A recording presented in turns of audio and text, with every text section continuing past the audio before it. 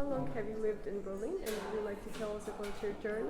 Yeah, I've lived in Berlin since September, so that's 5 months now. And I'm in my third bachelor's. I'm usually studying in Brussels, and then after the summer I still had some exams left to do, and then I moved here at the start of this semester.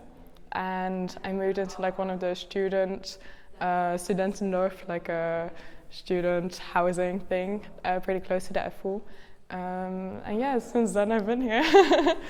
And do you think Berlin is more European or more German?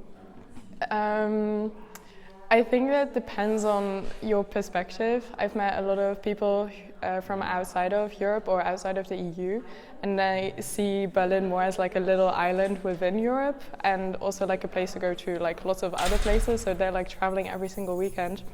For me, Berlin is more about being in Germany, also being surrounded by the German language.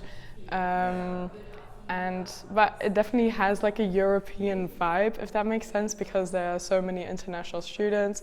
I'm in like a lot of English-speaking classes, so there's a lot of English-speaking people, all from different backgrounds. So it depends on your perspective, yeah. And what would you like to tell a politician in Strasbourg or Brussels? Yeah, it's pretty funny because I am from Brussels and my university is pretty close to the European Commission. And I think one of the things that would have made my exchange or just moving around a lot easier is having the EU like language certificates also being implemented in high schools, or to make it easier for students at a university to take up language courses outside of their module. So for example, I'm studying philosophy full-time with then a minor in politics.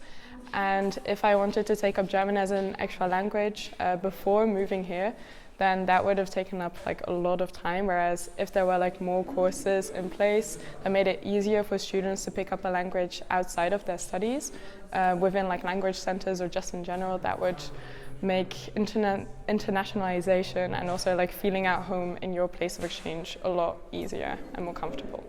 Yeah.